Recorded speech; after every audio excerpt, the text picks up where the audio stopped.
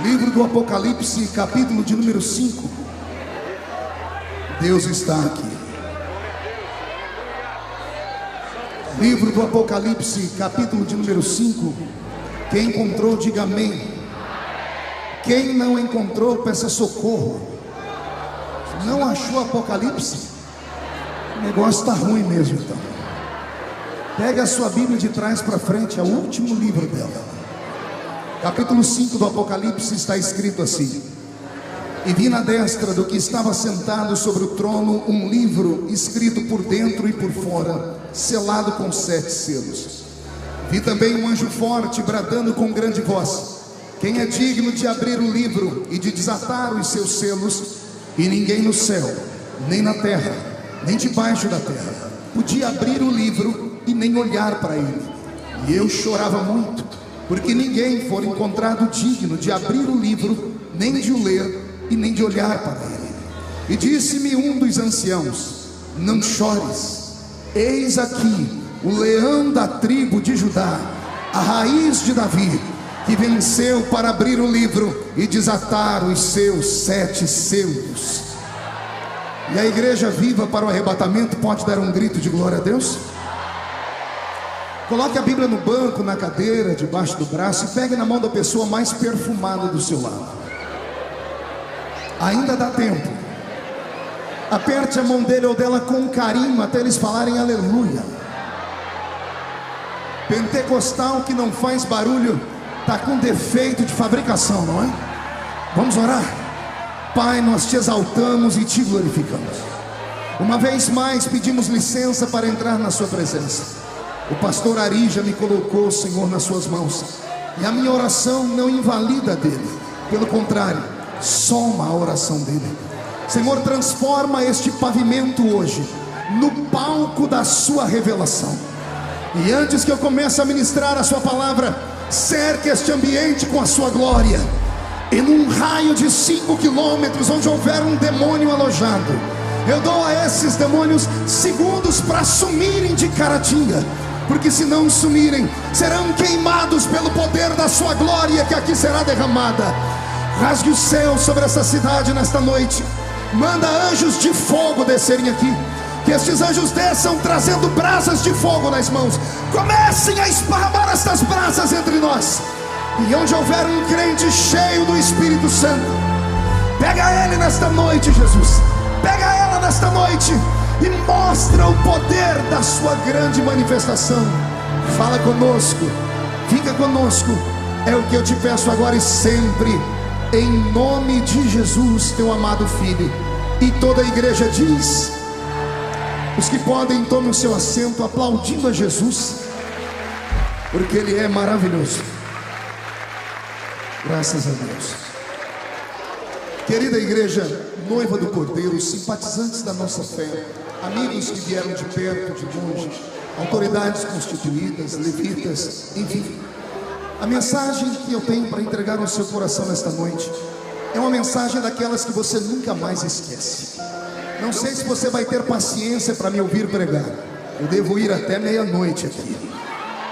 E depois da revelação desta palavra, se a sua vida não mudar, eu mudo a minha. Só vou lhe pedir algumas coisas antes de começar a pregar. Evite se movimentar. Evite conversar com as pessoas que estão do seu lado. Sintonize o seu coração com o coração de Deus. E se tiver alguém aqui que ainda tem a prática da oração intercessória, interceda, para que grandes coisas o meu Deus faça aqui neste lugar nessa noite. Posso contar com a ajuda de vocês? Então dê um grito mais alto do que esse aí, para empolgar o coração do pastor. Perfeito. A Bíblia Sagrada, no capítulo 5 do livro do Apocalipse, traz para nós uma revelação contundente. Abrir a Bíblia Sagrada no livro do Apocalipse já é por si só uma grande viagem. Poucos pregadores têm habilidade, coragem e conhecimento suficiente para abrir o livro do Apocalipse e explaná-lo para todos nós. Foi contada à igreja uma mentira. Desde criança na igreja me disseram que o livro do Apocalipse, o livro da revelação, tratava-se apenas do livro das desgraças, das misérias, dos infortúnios que iam de vir sobre esta terra. Basicamente aquilo que a irmã Lauriette cantou em um dos seus louvores aqui. o desatar dos selos, o derramamento das taças, o grito dos santos anjos, a terra sendo atacada, um meteoro destruindo boa parte dos homens que aqui estão, os animais desaparecendo. Mas o livro do Apocalipse não é apenas o livro de misérias. O livro do Apocalipse não é nem apenas o livro do futuro. Quem já leu o livro do Apocalipse no seu início vai encontrar uma ordem de Jesus Cristo ao seu servo João. Jesus disse assim: João, tudo que você ver, ou seja, eu vou lhe mostrar, tudo que você ver, escreve em um livro, e você vai escrever sobre as coisas que eram, sobre as coisas que são, e sobre as coisas que hão de acontecer. O livro do Apocalipse, senhoras e senhores, é um resumo, é um compêndio que fala do passado, do presente e do futuro. Não apenas do nosso passado, mas o passado que antecedeu João, do presente do tempo de João há 2000 anos atrás, e ainda existem coisas nesse livro que não aconteceram. Então sim, o Apocalipse é uma mistura do passado, do presente e do futuro. Por quê, pastor? Porque a mente criadora do livro do Apocalipse não foi João. João foi apenas o escritor do livro. O autor do livro do Apocalipse ainda é o eterno Deus de Israel. E o Deus de Israel é um ser completamente difícil de ser compreendido. Imagine um ser que passado, presente e futuro se misturam na sua mente simultaneamente. Explique isso, pastor. Deus é um ser onipotente, Ele é um ser onipresente e Ele é um ser onisciente. Este grande ser tem atributos que nenhum ser mais neste grande universo possui. Ele conhece tudo antes que as coisas comecem a acontecer. Somente Ele deixou uma palavra escrita, e quando a palavra escrita é comentada, a igreja chega a dar glórias ao seu nome. Só Ele pode dizer assim: operando eu, quem impedirá?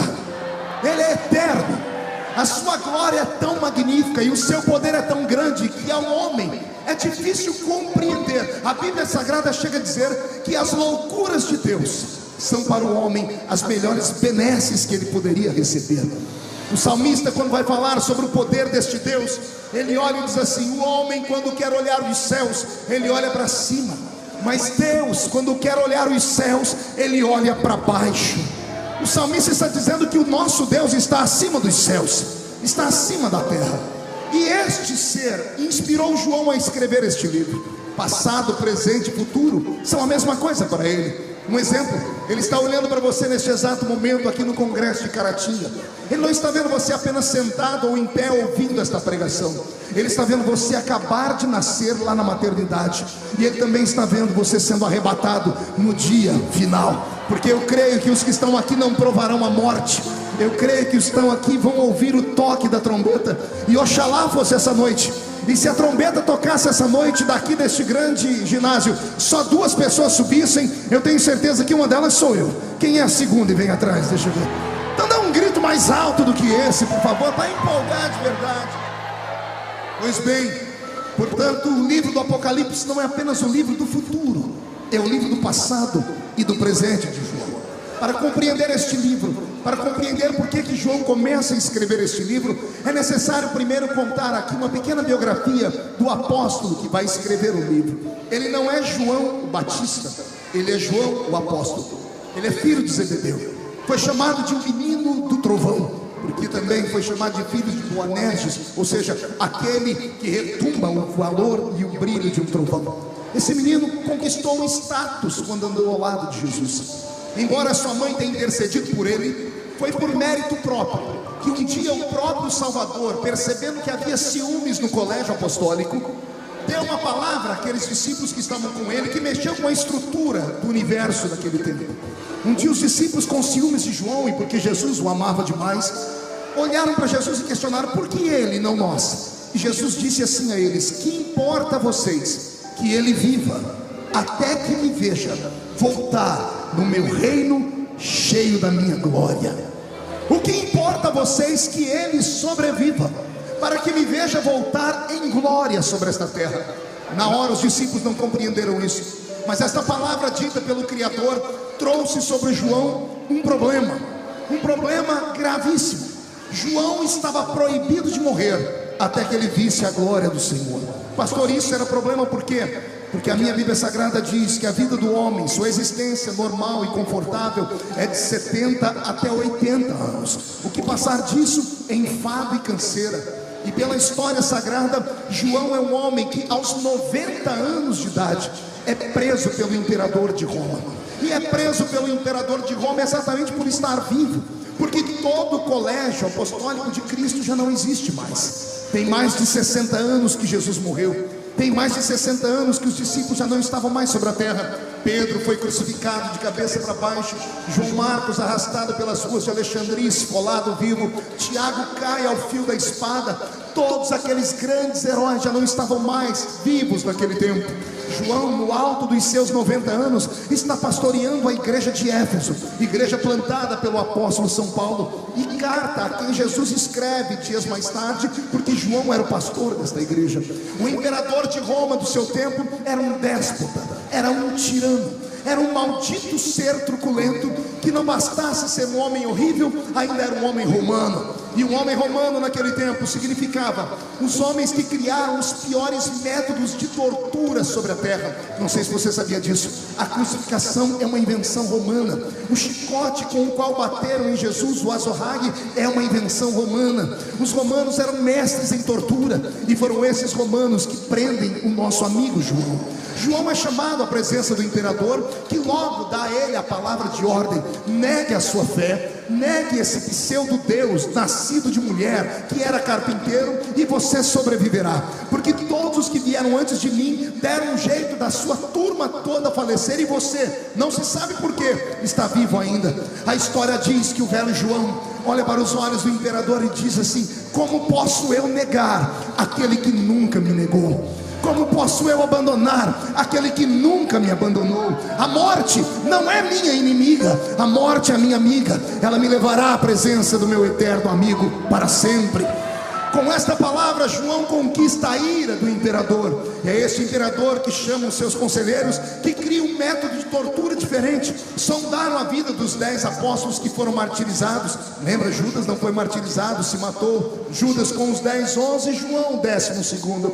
Então ele cria uma maneira de matar João, e a maneira é violenta.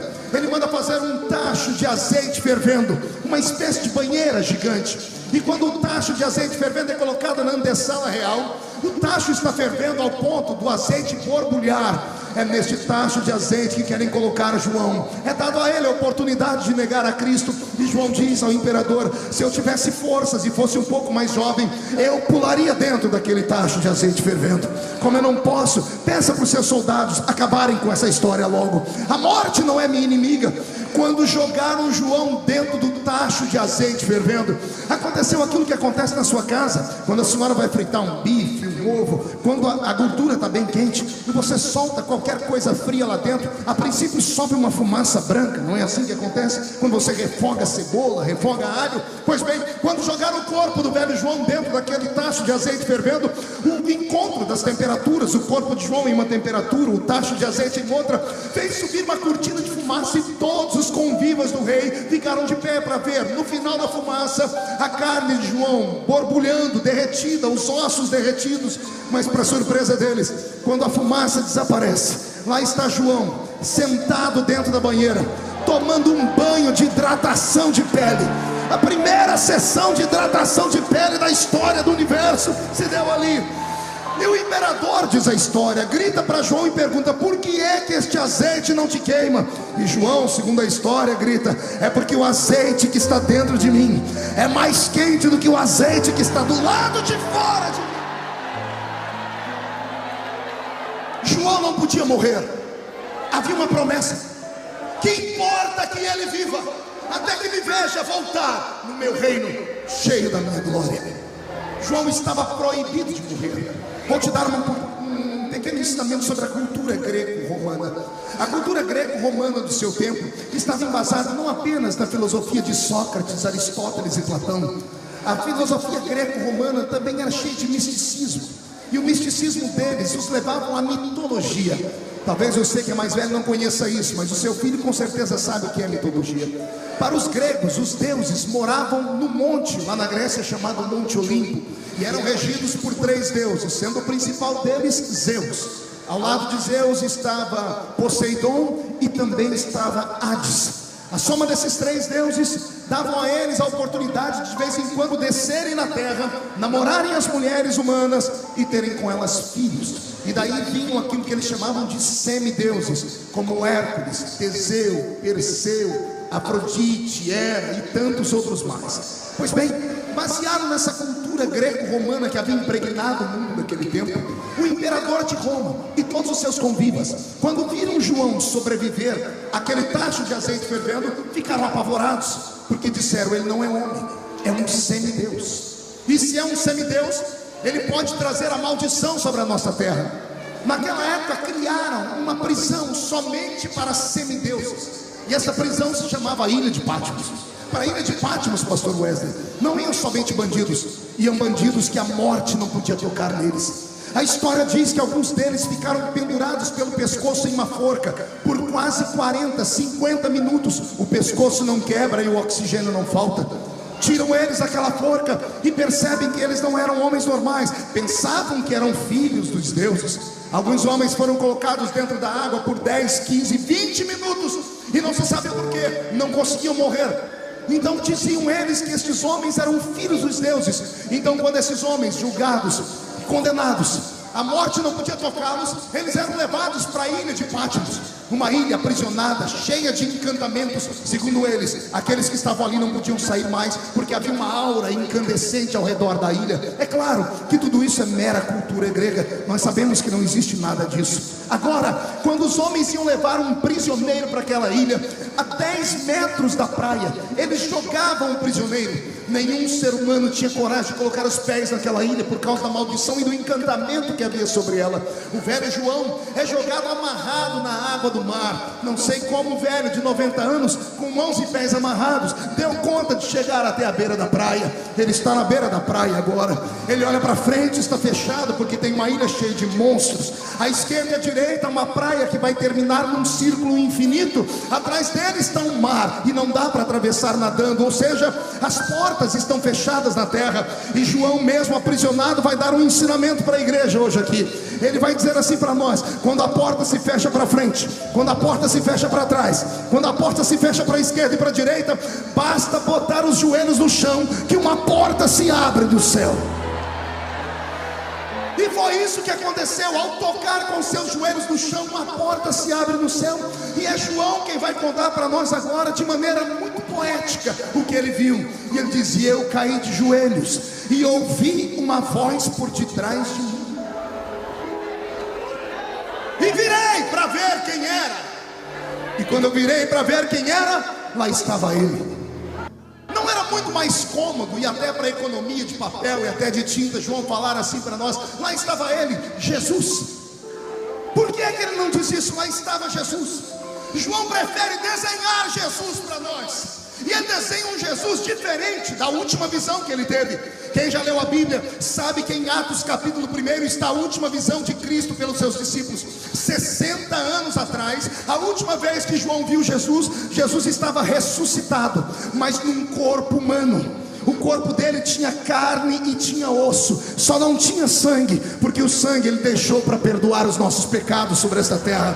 E aquele corpo com carne e osso tinha alguns poderes. Ele voava, atravessava a parede e comia peixe na beira da praia. Este corpo era diferente. E quem sabe um dia eu volto aqui para pregar sobre esse mistério. Mas eu estou dizendo que a última vez que João viu Jesus, Jesus era um homem ressuscitado. Cabelos ainda eram castanhos, olhos castanhos, aproximadamente 1,78 m de altura, possivelmente 75 quilos, usando um linho fabricado na terra, com os pés e as mãos furadas. Foi assim que João viu ele há 60 anos atrás. E agora João está na ilha de Patmos. E quando ele ouve a voz, ele vira para ver quem era. E quando ele vê, ele diz assim: eu tenho que desenhar para vocês. Não é o mesmo Cristo que eu vi.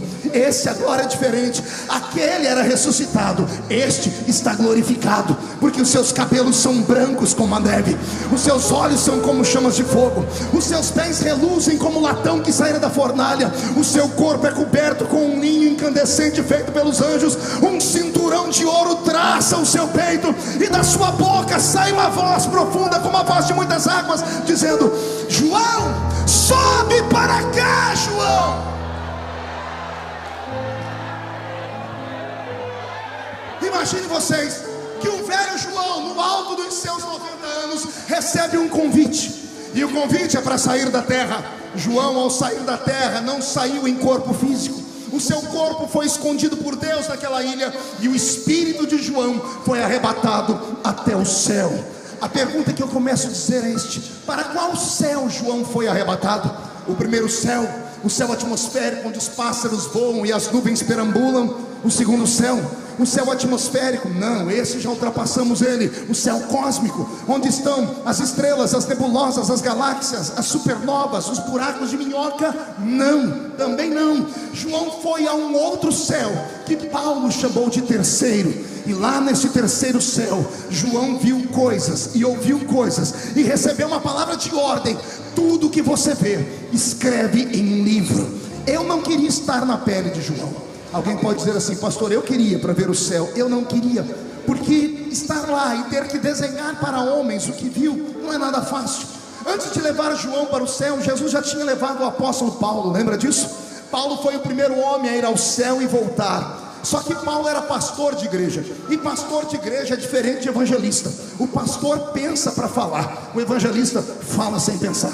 É por isso que o evangelista vem, prega uma vez, duas, depois o povo proíbe ele, aí só lembra dele daqui 10, 15 anos, porque ele prega coisas que ninguém normalmente prega. O pastor não, antes de liberar uma palavra, ele pensa 1, 2, 10, 100 vezes, porque sabe que o que ele falar pode incluir morte ou vida para a igreja. Paulo estava na frente da igreja de Corinto no dia que ele ficou inspirado para contar, e ele começou a contar assim: eu conheço um homem que, se no corpo não sei, se fora do corpo também não sei, foi ao terceiro céu, e eu vi coisas inefáveis.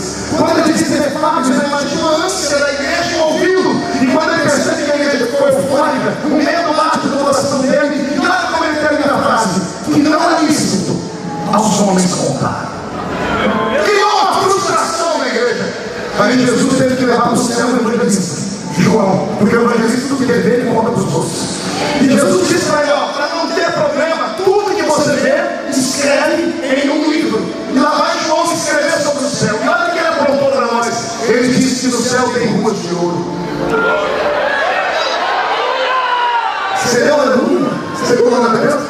Não, eu não quero andar em ruas de ouro, porque ruas de ouro, os crentes árabes já andam. Eu vi esses dias um palácio lá na Arábia Saudita, se não me fala a memória, na cidade de Abu Dhabi. O chão do palácio do rei é de ouro.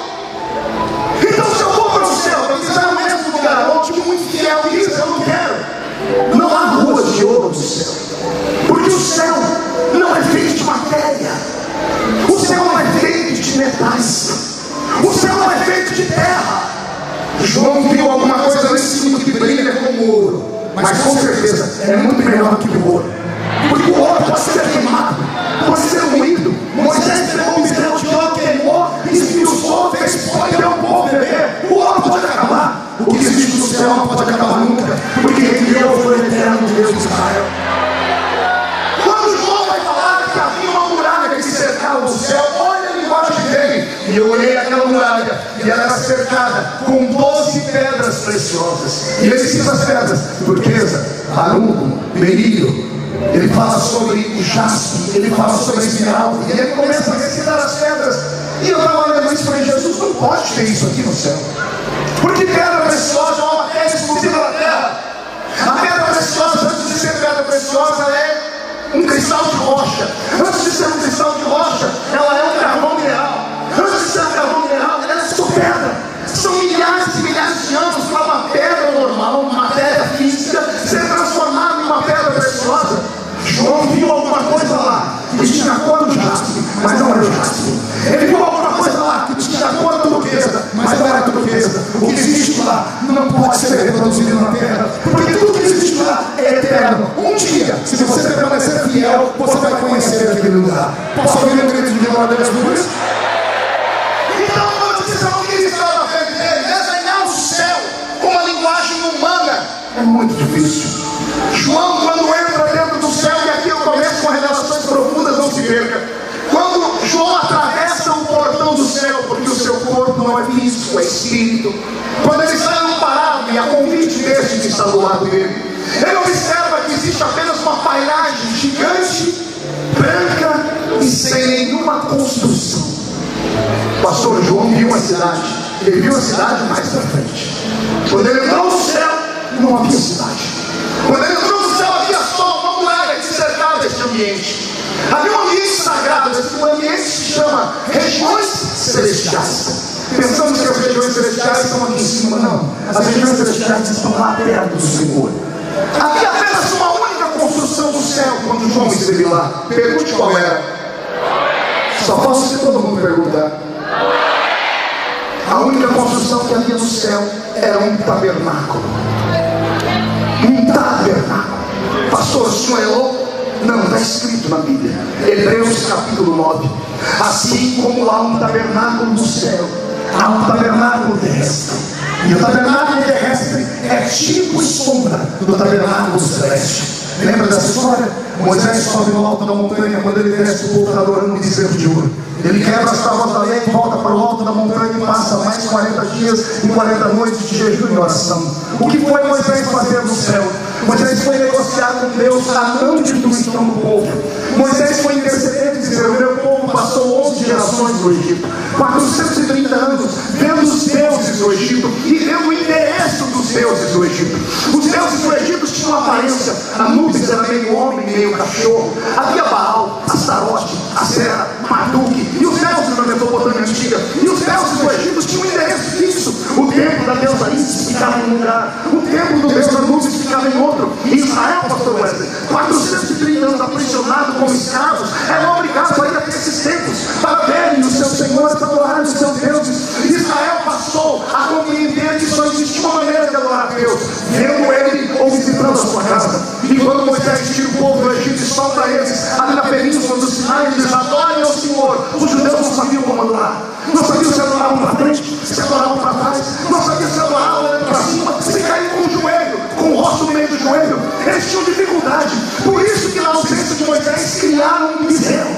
Criaram um bezerro para poder olhar para ele e adorar a ele. Moisés subiu no alto da montanha para interceder diante de Deus.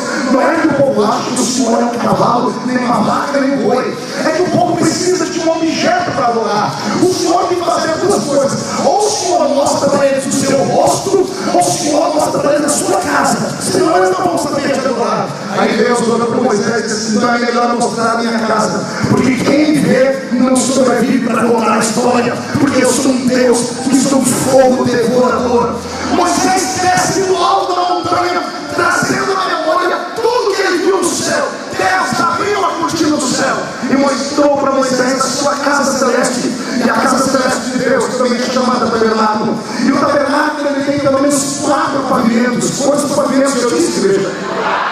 Quando nós aprendemos na escola dominical das Assembleias de Deus, nos ensinam que são só 3: o átrio, o lugar santo e o santo dos santos. Mas esquecemos de falar que antes de entrar dentro do tabernáculo é preciso passar pelo alpendre da purificação. Então o primeiro ambiente é o alpendre, o segundo é o átrio, o terceiro é o lugar santo e o quarto é o santo dos santos. Por que 4 ambientes, pastor? Possivelmente porque existem no céu 4 categorias de anjos: os mensageiros. Existe no céu os querubins, os serafins e o arcanjo.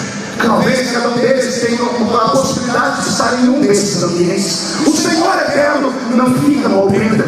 O Deus eterno não fica no átrio, muito menos no lugar santo. O Deus de Israel está no santo dos santos. E é lá no santo dos santos que João é convidado a entrar. Por favor, aperte o cinto e guarde os seus pés, porque vamos pisar em solo sagrado agora. Entre comigo no santo dos santos. A única coisa que existe no santo dos santos é um trono. E nesse trono está sentado o eterno e grande Deus. Pastor, no lugar santo dos santos só tem um trono. Exatamente. Lembra quando Moisés mandou uma filha aqui na terra do tabernáculo? Atrás do véu do templo, no santo dos santos, só tinha um objeto: a arca da aliança. Em cima da arca, uma tampa chamada propiciatório. Em cima da tampa, 2 querubins de ouro batido com as asas sobrepostas. E é em cima desses querubins que Deus, uma vez por ano, saía do trono de glória e sentava em cima das asas dos querubins para sentir o perfume do sangue, para poder perdoar o pecado daquele povo. Ou seja, o santo dos santos na terra é um tipo e sombra do santo dos santos do céu. A diferença é que aqui Deus tem que sentar nos querubins de ouro, e lá Ele se assenta sobre as asas dos querubins de glória, porque são os querubins que sustentam o seu trono debaixo dos seus ombros. É isso, ou em cima dos seus ombros. É o que a Bíblia Sagrada diz. João é convidado a entrar nessa sala. Ele olha o ambiente sagrado. A única coisa que existe é um trono. Sentado nesse trono está o Criador, e no colo do Criador está um livro. Meu Deus! E quando João olha para este livro, ele treme inteiro, porque ele é um livro fechado, selado por dentro e por fora. Eis aqui algumas coisas que precisamos interpretar. Um livro fechado por fora, eu até sei como é, mas como é que um livro pode estar atado por dentro? O que é que João estava querendo dizer como este livro era fechado por dentro? Vamos tentar interpretar aqui, lendo este livro. Eu também pensava no princípio que o livro do capítulo 5 do Apocalipse era um livro que se encaixava sobre a terra as maldições de Deus, mas eu descobri que não. O livro do capítulo 5 é o livro mais lindo já escrito na história. É um livro que não foi escrito pela mão do homem, foi escrito pela mão de Deus. E até esse momento, quando João olhava, não havia nada escrito dentro dele. Seria uma revelação do futuro, por isso ele estava fechado por dentro, ou seja, suas páginas estavam em branco. Era necessário que alguém usasse uma tinta especial para escrever esse livro. E eu sei que tinta foi, e sei qual foi a cor dela. A cor da tinta foi vermelha. E a tinta foi o sangue do Salvador. Quando eu aprendi que elogiava o nome desse livro, eu até achei que era bonito. Em elogiava o nome desse livro, do capítulo 5 do Apocalipse, é o livro da redenção da humanidade. Mas é um nome tão pomposo que não desce no nosso coração. Eu prefiro ficar com o apelido do livro. O apelido do livro, do capítulo 5 do Apocalipse, é Livro da Vida. O livro da vida mexe com a gente. Pelo menos com aquele que tem certeza de que vai morar no céu. Aquele livro não era um livro normal. Seria escrito naquele livro o seu nome, o meu nome. Seria escrito naquele livro o nome de todos aqueles que iam ser salvos. Vou acreditar numa palavra para ver se te empolga. Se você é daqueles que acreditam nas promessas da Bíblia, há uma promessa no livro de Atos dos Apóstolos que diz assim: creia no Senhor Jesus e será salvo, tu e a tua casa. Eu quero crer que o nome da sua família está escrito naquele livro, só não foi revelado ainda. O nome de todos aqueles que iam herdar a salvação está escrito naquele livro. Alguém aqui crê que o seu nome está escrito lá? Então, por gentileza, se você acredita que o seu nome está escrito no livro da vida, como é que você aguenta ficar todo esse tempo me olhando com essa cara feia, parecendo que foi batizado num pote de vinagre? Quem tem o nome escrito no livro da vida não fica com essa boca travada, essa boca de aço, essa língua de ferro e esse queixo de concreto. Quem tem o nome escrito no livro da vida, reage a uma pregação dessa e dá um grito de glória a Deus bem forte. Não estou satisfeito. Dá para levantar a mão direita para o céu comigo? Eu vou nem olhar aqui no ponto se estão me obedecendo, porque hoje eu sou um profeta aqui. Levante a mão direita e chega Mariana. Coloque no ombro de quem está do seu lado, por gentileza. Tem gente que nem vai me obedecer, parece uma raça ruim. Agarrou o ombro da pessoa, chamar a pessoa para ficar deitada. Desvia a pessoa, tira ela do lugar. Diga, Deus te trouxe hoje à noite para isso, para sacudir a sua fé, para sacudir o seu ministério, para sacudir a sua família. E só quem crê nisso dá um grito para contar que ela diga e crê. Ah, meu Deus. Quando João viu aquele livro fechado por dentro e por fora, houve uma revelação a ele. Pergunte qual? Faça o segundo para perguntar. A revelação foi que ao olhar para o livro, ninguém falou para ele que livro era aquele. Ele conheceu o livro. Como é que João conheceu aquele livro? Eu entendo que no céu, todos os espíritos que lá estão, os anjos são espíritos. Nós, quando saímos daqui, seremos espíritos. É isso que Salomão explica, né? Quando o homem morre, volta ao pó. E o espírito volta a Deus. Somos parte de Deus. A palavra espírito no hebraico é ruach. E ruach é sopro, é hálito. Isso é espírito. Todo espírito que existe no universo foi criado a partir do próprio Deus. É o sopro da boca dele. Deus pensou nos anjos e fez assim.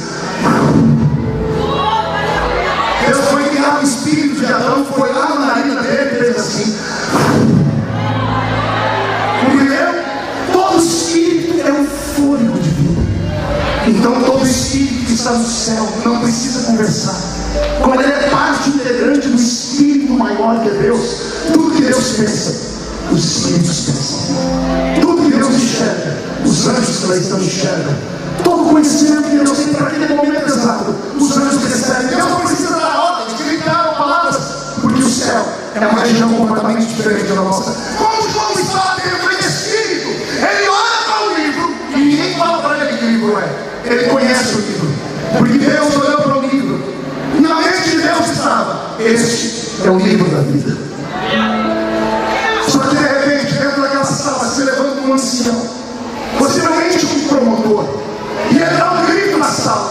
E o grito é esse: ninguém no céu, nem na terra, nem debaixo da terra foi encontrado digno de olhar para o livro, e muito menos de ler o que está escrito nele.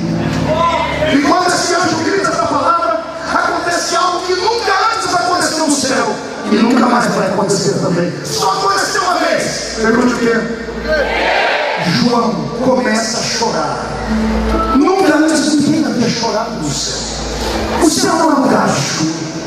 Só que João não chorava simplesmente, como eu vejo aqui algumas pessoas chorarem em silêncio. João chorava copiosamente. A Bíblia diz que ele chorava muito. O que é um choro? Muito. É um clamor, é uma angústia, é uma dor, é uma possessão, é uma decepção. João teve um sentimento tão arraigado dentro dele de dor, que ao chorar muito, o céu inteiro treme. O próprio Criador, ao olhar para ele, se assusta. E parece que é o choro de João que vai se encaixar o que vai acontecer agora. Pastor, calma aí, por que João chorava? Porque era o livro da vida. Mas quando eu falei livro da vida, ao invés de você chorar, você deu gritos de glória a Deus. Por que João chorava? João chorava porque o livro estava fechado. E alguém gritou lá dentro: ninguém na terra, nem no céu, nem debaixo da terra foi encontrado digno de abrir o livro e de ler o que está escrito nele. E João sabia que se o livro não fosse aberto, não haveria igreja. Se o livro não fosse aberto, não existiria esse congresso de caratia. Se o livro não fosse aberto, as nossas cantoras não tinham encantado o coração de Deus e tocado o nosso com seus louvores. Se o livro não fosse aberto, você nunca tinha sido batizado com o Espírito Santo. O livro só podia estar aberto para que nós fôssemos salvos. E o livro estava fechado. E não foi um homem que disse que o livro não podia ser aberto, foi um anjo. Meu Deus. Eu disse que nunca mais vai haver choro no céu. Vou provar por quê. Depois desse choro de João, Deus criou uma lei escrita no livro do Apocalipse. O dia que vocês saírem da terra e entrarem no céu, vão passar pelo portão, e no portão, antes de entrarem, vão receber o lenço da eternidade, porque Deus enxugará dos seus olhos todas as suas lágrimas. Aleluia. João está chorando porque aquele livro não era só um livro, ele era mais que um livro. Aquele livro era um testamento. Era o que, igreja? O que é um testamento? Nós somos advogados aqui. Um testamento é um documento que tem fé pública, ditado pela boca de alguém que tem bens. E somente quem tem bens pode criar um testamento. E ao criar um testamento, essa pessoa que tem bens, ela só faz um testamento por duas coisas. Primeiro, porque ela quer beneficiar alguém. E segundo, porque ela sabe que a morte está chegando. No testamento está o objeto que vai ser entregue e o nome da pessoa que vai receber. Só que uma vez que o testamento é escrito, ele é lacrado e é trancafiado em um cofre. O testamento só pode ser aberto depois que aquele que atestou morre. O livro da vida é um testamento. E qual era o bem, pastor, que ia ser leiloado dentro dele? Leiloado não, doado. Era a vida eterna. Mas como alguém pode doar a vida eterna se a Bíblia diz: todos pecaram e destituídos estão da alma que pecar esta? O salário do pecado é a... Foi por isso que lá no céu alguém gritou: ninguém no céu, nem na terra, nem debaixo dela foi encontrado digno de sequer olhar para este livro, e muito menos de abrir o livro e ler. Podia doar a vida. Ai, meu Deus. Tem algumas coisas aqui que são perigosas para falar, porque o anjo não diz ninguém na terra, debaixo ou em cima dela. O anjo diz ninguém no céu. Não há ninguém no universo Mas de repente, quando João está chorando muito, um outro ancião parece abrir uma porta e vem voando até João e o conforta, dizendo: João, não chores. Eu imagino João perguntando: como não chorar? Se esse livro não for aberto, eu nunca vou vir morar aqui. Você mora aqui porque você é anjo. Eu sou homem, sou condenado para sempre. E o homem diz: João, não chores.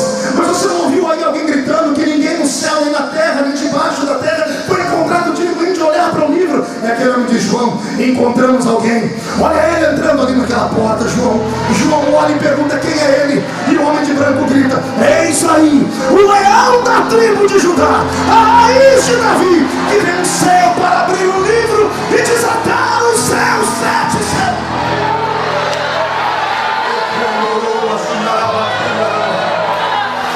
Respire fundo diante do seu irmão. Está preparado? Vou começar a pregar. Para compreender Apocalipse 5, você precisa viajar até o Velho Testamento, porque o capítulo 5 do Apocalipse já tinha sido escrito no capítulo 6 do livro do profeta messiânico, o profeta Isaías. Pastor, não tem nada escrito lá que tem a ver com o capítulo 5 do Apocalipse. Tem, é preciso revelação. Lembra que eu disse? O Apocalipse é a mistura do passado, do presente e do futuro. 2 homens foram até a sala do trono, foram no mesmo momento. Um não viu o outro, um estava num canto, o outro estava no outro canto, e eles assistiram a mesma cena, só que escreveram palavras diferentes. Quantas e quantas manhãs missionárias. Eu não usei o capítulo 6, o versículo 8 de Isaías para embasar o meu sermão. Nos mais de 70 países do mundo onde eu já preguei, nas mais de 3.800 cidades do Brasil onde eu já preguei, pessoalmente, eu falei sobre a obra missionária. Não me convidaram aqui porque eu sou bonitinho, me chamaram aqui porque é um congresso missionário. Então eu carrego nas minhas veias o sangue missionário. Eu conheço o poder da obra missionária. Eu nasci envolvido com a obra missionária. Então eu passei a vida toda pregando Isaías capítulo 6, versículo 8. Você lembra o que está escrito lá? Textual de muitas manhãs. E assim perguntei eu: e agora? A quem enviarei? E quem há de ir por nós? Ao que respondi: eis-me aqui, envia-me a mim. Quantas vezes eu pensei que essa palavra tinha saído da boca de Isaías, e não foi Isaías que disse essa palavra. Deus está sentado no trono dele. Pelo que eu percebo em Isaías capítulo 6, Deus está com as mãos na cabeça. Deus está fazendo uma pergunta. Olha o que Deus grita: e agora? A quem enviarei? Que pergunta é essa, pastor? Não faz sentido. Faz sentido se eu te mostrar. Se você abrir a sua Bíblia no capítulo 6, 7 e 8 do livro do Gênesis, você vai encontrar a história da arca de Noé. No final da história você vai ver Noé parando com a arca no Monte Ararat. Você vai ver Noé abrindo uma janelinha em cima da arca e soltando uma pombinha por 3 vezes. Não foram 3 pombinhas, foi uma pombinha por 3 vezes. Na primeira vez a pombinha voou, não encontrou lugar para pousar e voltou. Na segunda vez a pombinha voou, não encontrou lugar para pousar, voltou para a arca. Mas ela voltou trazendo no bico um raminho de oliveira. Um raminho do que, igreja? Na terceira vez Noé soltou a pombinha, ela foi e não voltou mais. Isso não está escrito na Bíblia apenas para nós ensinarmos as nossas crianças na escola bíblica dominical. Não é apenas um continho para ser desenhado. Isso aqui é profecia. Isso aqui é um assunto teológico. Era Deus dizendo assim: para conquistar a raça humana, que não é uma raça fácil, eu vou ter que empreender 3 grandes viagens. Eu vou ter que voar sobre a terra um dia, e a terra não vai me aceitar, e eu vou voltar para dentro do céu. Depois eu vou ter que mandar um outro no meu lugar. Esse vai voar sobre a terra, e a terra vai rejeitá-lo também, e ele vai voltar para o céu, trazendo não no bico um raminho de oliveira, mas vai voltar sendo ele a oliveira verdadeira, e nós vamos ver o bravo que ele foi rejeitado. Na terceira vez a pombinha volta e não volta mais. É a viagem do Espírito Santo. O Velho Testamento inteiro, de Gênesis a Malaquias, é uma viagem de Deus Pai. Eu disse Deus? Não, me disse Deus? De Gênesis a Malaquias nós temos 5 dispensações bíblicas: dispensação da inocência, consciência, governo humano, era patriarcal e lei. Dessas 5 dispensações, Deus tentou pousar no coração do homem, mas Deus não dava conta. Por quê, pastor? Porque Deus vinha exatamente em forma de uma pomba. pomba. E o que é uma pombinha? Senão uma das únicas aves do mundo que não tem fel no seu estômago. Você nunca vai ver uma pombinha ciscar uma carniça. Você não vai ver uma pombinha pegar um cadáver. Quem faz isso são aves de rapina. É por isso que o símbolo da paz, o símbolo do Espírito Santo quando veio sobre Jesus, foi em forma corpórea de uma pomba. É por isso que Noé soltou uma pomba, porque ele soltou o corpo e o corpo não voltou mais, porque o corpo se dá bem com coisa podre, a pombinha não. Assim é Deus. Deus veio sobre a terra e queria pureza, queria santidade, queria o coração do homem, mas o homem não conseguiu. Pastor Wesley, na dispensação da inocência, Deus tentou pousar no coração de Adão e Adão pecou. Na dispensação da consciência, Deus pensou em pousar no coração dos filhos de Adão, mas Caim matou Abel. Na dispensação do governo humano, Deus tenta pousar no coração de Nimrod, um poderoso caçador que constrói a torre de Babel. Mas Nimrod era tão profano, pastor Marcelo, que ele mata o pai, dorme com a mãe para ter filhos com ela. Na dispensação dos patriarcas, nem eles escapam. A Bíblia diz que Abraão contou uma mentira para o rei do Egito e quase destruiu a nação egípcia inteira, quando ele falou que Sara era sua irmã e não sua mulher. E Jesus no Novo Testamento vai dizer para nós que quem mente é filho de quem? Não ouvi, quem mente é filho de quem? Todos os homens de Deus que andam na terra tombaram. Na dispensação da lei, Deus queria um pastor que recebeu de mão beijada uma igreja com 2.710.000 ovelhas. Eles só tinham um trabalho: pegar essas ovelhas, tirar elas do Egito e levar elas para Canaã. O nosso pastor de hoje tira a gente do mundo e leva a gente para o céu. Pense no pastor que devia ter começado dando a vida pelas ovelhas, mas a Bíblia diz que Moisés, ao invés de dar a vida pelas ovelhas, ele começa matando um homem e enterrando ele na areia. Um dia Deus fala para ele: conversa com essa pedra que anda atrás de vocês. Isso aqui é uma mensagem para outro dia. Sabia que a rocha de Meibá andava por onde Israel ia? Ali a rocha atrás deles. Não interessa explicação para isso, porque isso é coisa divina. Por bem, Deus falou para ele: conversa com a rocha. E ao invés de conversar, ele bateu nela. E aquela rocha é símbolo do corpo de Cristo. A rocha de Meibá é o Salvador que nunca deixou faltar água para ninguém, porque ele é a fonte da água da vida. Dispensações, Deus não conseguiu levantar um homem sequer que fosse puro. Deus levantou Sansão. Sansão trabalha até muito bem, até que uma noite ele enche a cara na cidade de Gaza. O cidadão bebeu até ficar torto. Bebeu até ficar torto e ia morrer ali, porque iam matar ele, mas Deus tinha uma promessa na vida dele. Ele vai, arranca um portão, põe nas costas e sobe uma montanha que tem pelo menos 30 quilômetros de altitude, e lá em cima joga um portão que tinha quase 3 toneladas. É assim que Deus faz. Deus pega até o homem que está nessa situação, porque a porta que Deus abre, ninguém pode fechar ela. Mas os homens não mereciam. O próprio Davi, o único homem da Bíblia segundo o coração de Deus, comete um ato profano, manda matar Urias e adultera com a sua esposa. No Velho Testamento, a pombinha que saiu da arca tentou pousar, não conseguiu, porque só tinha coisa podre, e ela volta para dentro da arca. Ao voltar para dentro da arca, essa pombinha senta no trono, põe a mão na cabeça e olha para dentro da terra. Vê os anjos que estão assistindo ele e ele dá um grito: e agora? A quem enviarei? Quem há de ir por nós? Essa pergunta foi feita por Deus, e foi feita num período de muita luta, quando o homem não merecia mais a sua presença. Eu não sei se você sabia, porque existe Velho e Novo Testamento na nossa vida. O que é que tiver o Velho e o Novo? O Velho e o Novo Testamento estão diferidos por causa de 400 anos que existe entre o livro de Malaquias e o livro de Mateus. Por 4 séculos Deus ficou sem falar com o homem. Não houve manifestação de anjos, não houve manifestação da Shekinah. Deus não apareceu em forma teofânica, não se levantou profetas, não houve sinais. Depois dessa época que Deus pousou sobre a raça humana e a raça humana o expulsou, Deus voltou para o céu, se trancou lá dentro, olhou para a terra e disse: está tudo acabado. Porque a quem enviarei se rejeitaram até a mim mesmo? O anjo lá no céu grita: ninguém, porque ninguém no céu, nem na terra, e nem debaixo dela foi encontrado digno. Eu não disse que os 2 capítulos foram escritos juntos. Deus grita: e agora quem enviarei? E o anjo promotor grita: ninguém, porque não há ninguém no céu, nem na terra, e nem debaixo dela que possa executar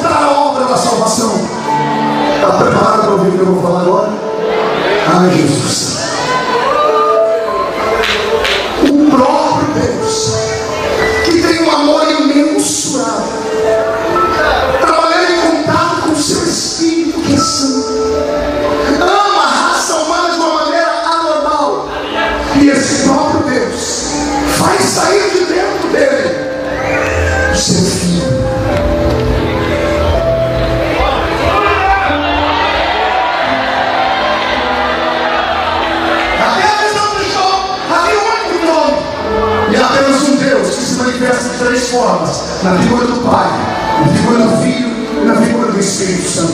Como um anjo gritou: ninguém no céu. Ele mexeu com a estrutura de Deus. Se nenhum de vocês pode descer, se eu não posso descer porque eu já fui, eu crio um novo caminho. E de dentro de Deus Pai sai Deus Filho. E aparece aquele ancião de dias com os seus cabelos brancos, que olha para o Pai e diz: Pai, eis-me aqui. Envia-me a mim. Ah, se eu entender, eu vou falar de novo. Estávamos condenados para sempre. Não havia escapatória. Deus Pai faz nascer Deus Filho. E Deus Filho grita: se não tem ninguém aqui que pode descer, eu posso descer lá. Eis-me aqui, envia-me a mim.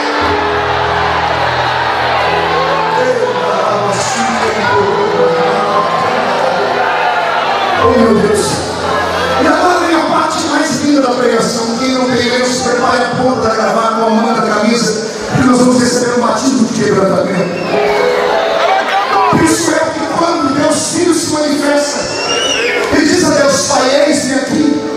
Penso eu que Deus Pai olhou para ele e disse: o que é que você pode fazer que eu não pude? Porque nós somos um. Quem vê a mim, vê ao Pai. O Filho e o Pai são o mesmo. Imagina o Pai dizendo: o que é que você pode fazer que eu não tenha feito? Imagina Deus Filho dizendo: Pai, o homem não é normal. Nós não criamos um ser normal. Os anjos, quando nós criamos, vieram com defeitos, né? Os anjos foram feitos em série, como um carro quando sai com defeito ao concessionário. Quando dá problema na rede, embora ela parafuseta, a concessionária precisa acionar a Rede Globo e chamar todo mundo que comprou o carro para levar lá para fazer o recalque. Os anjos nasceram com defeito. Aí vem Deus e purifica eles. Deus não corre mais o risco de ter uma nova rebelião no céu. Quem caiu, caiu. Os que ficaram lá foram santificados para sempre. Pergunte por quê? Porque anjos não têm emoções. Anjo não sente cheiro. Anjo não tem paladar. Anjo ouve. Anjo fala. Mas anjo não é como nós. São seres santos, mas são seres frios. Eles foram criados para uma atuação, só fazem aquilo. Os serafins não fazem outra coisa a não ser ficar perto de Deus dizendo: santo, santo, santo, santo, santo, santo, santo, santo. Os serafins sustentam o trono de Deus e com a sua espada salvaguardam a glória do eterno. Os mensageiros estão lá à mercê de Deus para vir à terra e trazer mensagens, sonhos. O arcanjo só funciona em época de guerra. Eles só fazem aquilo que nasceram para fazer, não fazem outra coisa. Por exemplo, Gabriel não briga, Gabriel só comunica. Miguel não comunica, Miguel só briga. O que ele foi feito para fazer, ele faz. São seres frios. Deus, depois de criar os anjos, parece que teve uma decepção, veio à terra e criou os animais irracionais. E os animais irracionais, Deus não deu a eles o que deu aos anjos. Aos anjos Deus deu espírito, aos animais irracionais Deus deu alma vivente. Como a Bíblia diz que os animais se chamam alma. Não ouvi. Mais uma vez, 1, 2, 3. Alma vivente. O que é a alma?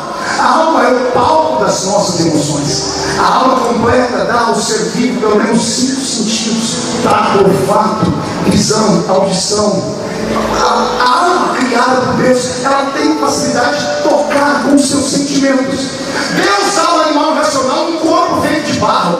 E esse corpo, para sentir o mundo físico ao redor dele, Deus dá a ele uma alma. É através dessa alma que ele vai ver, sentir o cheiro, o paladar do mundo físico, o tato, vai ter contato com ele, vai ouvir o barulho, os sons.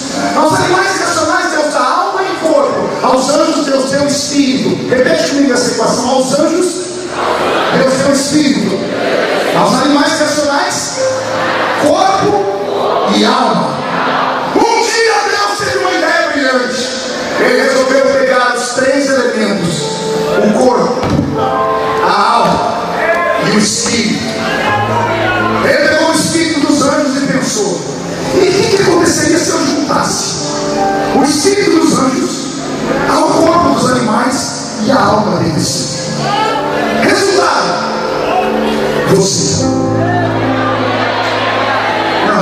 eu vou falar de novo.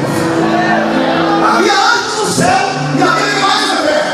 Aí Deus resolve criar um novo ser. E aí Deus põe dentro deste ser a essência dos anjos e a essência dos animais irracionais. Vamos falar de novo. Quando Deus criou o homem, Deus fez o homem de maneira diferente. Os anjos Deus criou soprando. Os animais Deus criou falando. O homem Deus criou com as suas próprias mãos. O homem é o único ser do universo que carrega no seu corpo a impressão digital da mão de Deus. Consegue compreender isso? É por isso que o diabo te odeia. O diabo não consegue olhar a raça humana. Pastor, calma aí, o senhor está querendo dizer que nós somos maiores do que os anjos? Com todo respeito aos santos anjos que estão aqui, ainda bem que eles não têm sentimentos, ninguém vai tirar uma espada para me matar. Mas os anjos são maiores do que nós em estatura, mas não são como nós. Eles não são filhos como nós somos filhos. Eles são filhos por criação, nós somos filhos por eleição. Não é só isso. Hoje os anjos existem e Deus deu a eles novas funções. Pergunte qual? Guardar você. Hoje o Senhor acampa ao redor daquele que o teme e livra do mal. Anjos são espíritos ministradores que ministram a favor daqueles que hão de herdar a salvação. Eles foram criados primeiro de nós, mas hoje eles têm desejo de fazer o que nós fazemos e não podem. A Bíblia diz que eles queriam ser pregadores do Evangelho e Deus disse: não, vocês não nasceram para isso, eles nasceram para isso. Eles têm que pregar o Evangelho, não vocês. Olha que coisa linda. Jesus está falando com o Pai: Pai, nós criamos uma raça diferente. Anjo só fica no céu, animal racional só fica na terra. Você nunca vai ver um animal racional ir para o céu. Só o Papa Francisco, que um dia desses contou essa história falando que cachorro vai para o céu. Eu não sei que céu que ele encontrou. Com todo respeito ao Papa, que é um filósofo, é um grande homem, não sei onde ele encontrou base para isso. Animal não vai para o céu porque não tem espírito. Só volta para o céu aquilo que vem do céu. Animal é alma vivente. A vida dele começa aqui, termina aqui. Quando o Totó morrer, não minta para o seu filhinho, dizendo que o Totó foi para o céu dos cachorrinhos, que não existe céu para cachorro. Da mesma forma que anjo não mora na terra. Pergunte por quê? Tudo que é feito de uma matéria, se tirar da matéria, ou ele morre, ou ele se transfigura. Anjo não pode morrer porque é espírito, mas se eles ficarem muito tempo longe de Deus, eles se transfiguram em criaturas negras, em criaturas horrendas. Está escrito na Bíblia que Satanás, se quiser, pode até aparecer para nós em forma de um anjo de luz, mas ele tem que dar um trabalho danado, porque ele está longe da glória de Deus há muito tempo. Ele se transformou numa criatura horrível. Tudo que é criado de uma matéria, se você tirar a matéria, morre. Quer ver? Se tirar um peixe da água, o que acontece com ele? Por quê? Porque o peixe é feito da água, é feito de barro, terra, com água. Se tirar uma vaca da terra, o que acontece com ela? Morre. Por quê? Porque vaca precisa de terra. Aliás, vaca come terra. Aliás, não é só vaca, ser humano come terra. Todos nós comemos terra. Pastor, eu não sou tatu. Come sim. Você come terra transformada. Tudo que nós comemos nasce aonde? De onde vem o arroz? Feijão? Hortaliças? De onde vem todas as frutas? Vem da terra. Então quer dizer que tudo que nós comemos é terra, mas é terra transformada. Por que a gente precisa comer terra? Porque parte da gente é terra. A terra vem da terra e sem terra ela não se mantém. Se tirar uma vaca da terra, ela morre. Se tirar um peixe da água, ele morre. Se tirar uma estrela do cosmos, você já viu quando vai entrando na nossa atmosfera uma estrela cadente? Ao atravessar a nossa atmosfera, o que acontece com ela? Ela apaga. Por que se apaga? Porque ela é tirada da matéria que ela foi criada, que é o firmamento, que são gases. Tudo que é tirado da matéria morre ou se transforma. Anjo não pode morrer, porque anjo é cheio da glória e é eterno. Anjo que fica longe de Deus, ele se transfigura. Pastor, quer dizer que anjo come? Anjo se alimenta, não pela boca. Anjo se alimenta da glória de Deus. Deus é o sol da justiça. Deus é o quê? Não ouvi. E qual é a função do sol? A função do sol não é só aquecer e iluminar. A função do sol é alimentar. Criaturas que vivem no seio da terra ou que vivem no fundo do mar são criaturas horríveis, desproporcionais, não têm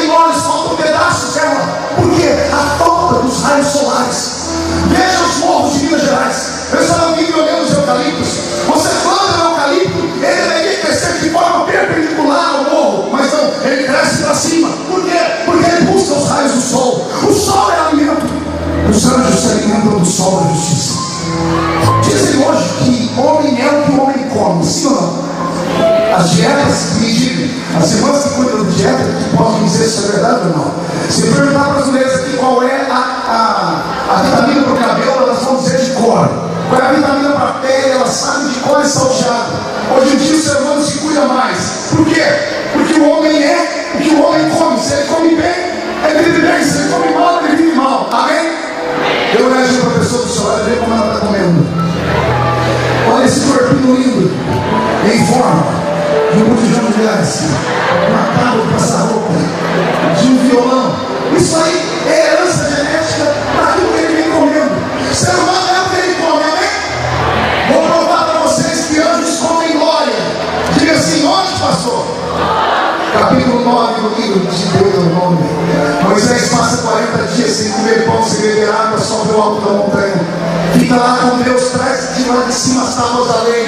Chegando aqui embaixo, ele vê o povo adorar um bezerro de ouro. Ele quebra as tábuas e volta para o monte de novo. E mais 40 dias, mais 40 noites, ele não come pão, não bebe água. Isso dá um jejum de 80 dias. Quantos dias?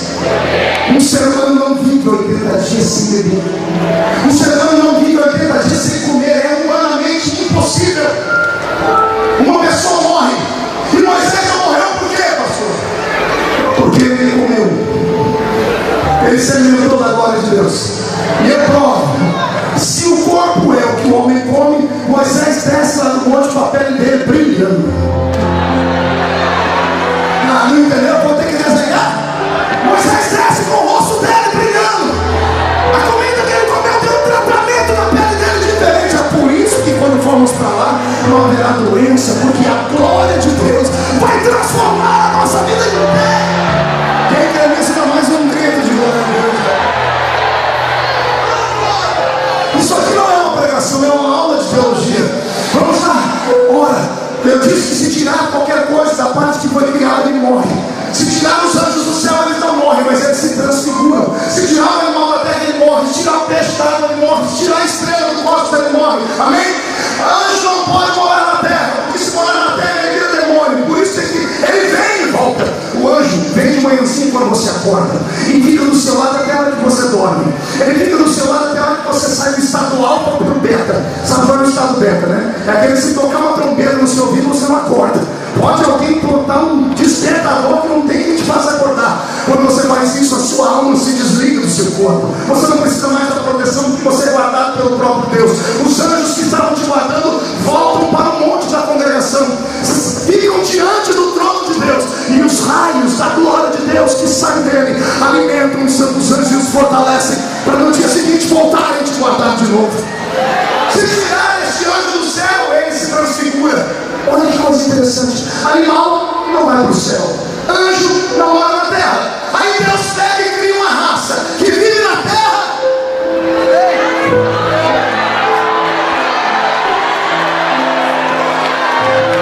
Vive na terra, e qualquer dia desses vai morar no céu. O diabo te odeia, porque Deus te fez melhor do que ele. Não, vou falar de novo. O diabo te odeia porque ele tem inveja de você. Ele tem inveja do que você é. Ele tem inveja do que você sente. Quem já viu um terreiro de macumba? Quem já viu uma encruzilhada?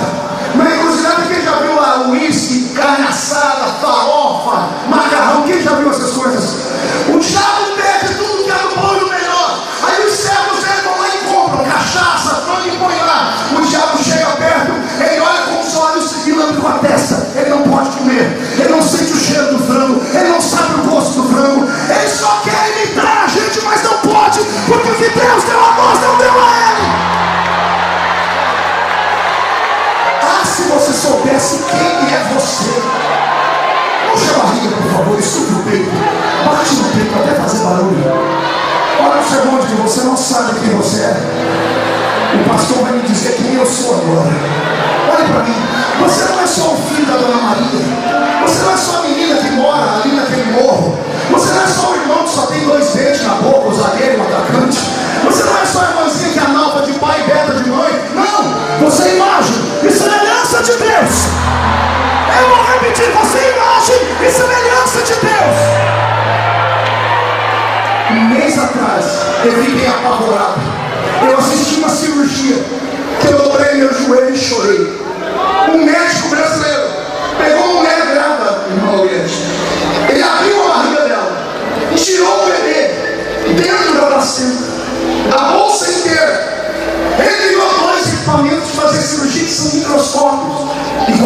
microscópio. Ele conseguiu furar a bolsa, foi nas costas do bebê e consertou a coluna dele. O bebê ia nascer paralítico, um brasileiro.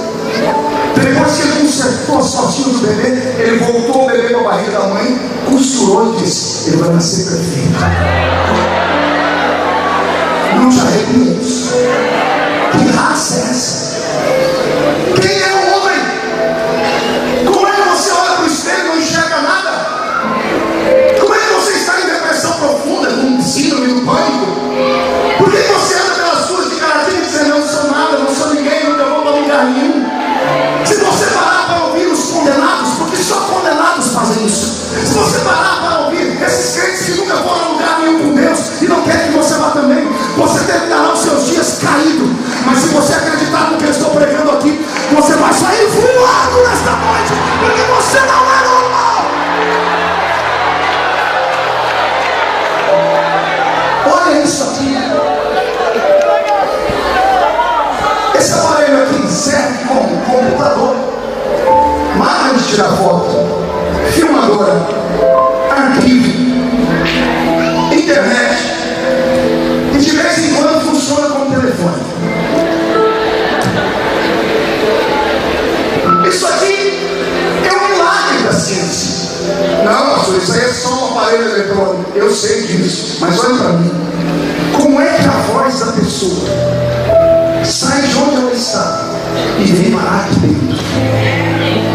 Me explica. Me explica. Eu sei que menino nerd, os meninos estudam comigo, pastor, é simples. As ondas, o som, ele anda por ondas sonoras. As ondas sonoras vêm de forma analógica, digital, e elas caminham pelo espaço-tempo. Batem lá em cima daquele guarda-chuva de ponta cabeça, como é que chama aquilo? Satélite.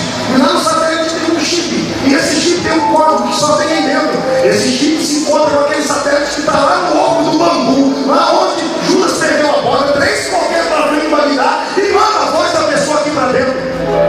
Fale o que quiser, eu não entendo. Isso para mim é um milagre.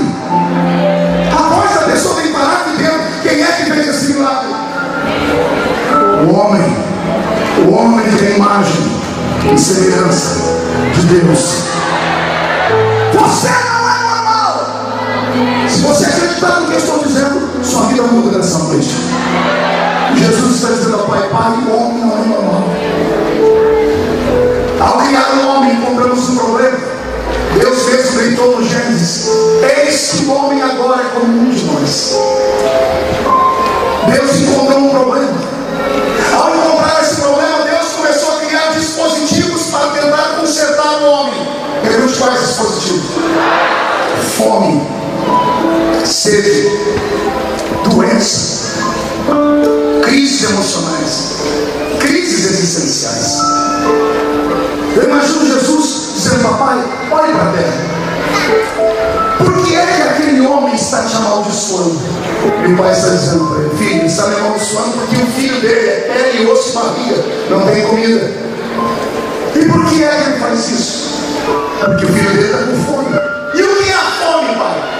A fome é um dispositivo que eu criei para limitar a vida do homem, para colocar ele no eixo.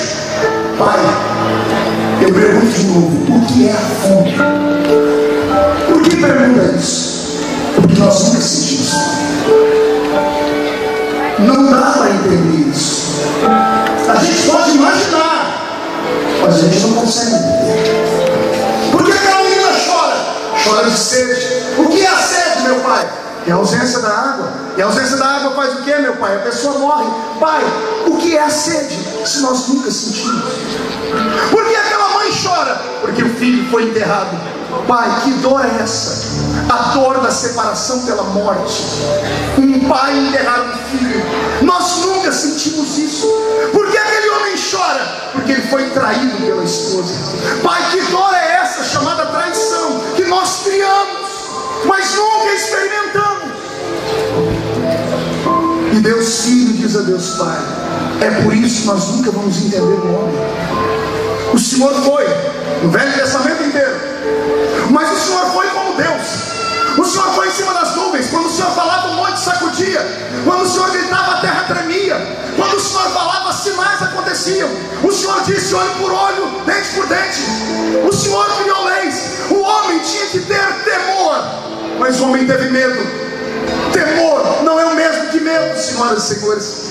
O pai tem 70 anos, o filho tem 40 e é alterofilista. O filho é parrudo, forte. O pai com 70 anos já está velhinho. O pai dá um tapa na cara do filho. O filho recua, porque ele tem medo? Sim ou não? Não, porque se o filho for para cima do pai, ele mata ele. O filho recua por quê? Ele tem temor. Temor é respeito. Quando Deus criou o homem, Deus queria que o homem tivesse respeito. Mas o homem não teve respeito, o homem teve medo. E Deus não quer que ninguém te sirva por medo. Se tem alguém aqui que tem medo de ir para o inferno, por isso está na igreja, você vai para a igreja e da igreja você vai para o inferno do mesmo jeito. Porque Deus não quer que ninguém tenha medo dele. Deus quer que você tenha respeito a ele. Deus quer que você tenha temor a ele. Depois desse diálogo, o pai deve ter perguntado: e qual é a sua ideia? Pai, só tem um jeito de entender o homem. É a gente ser um deles.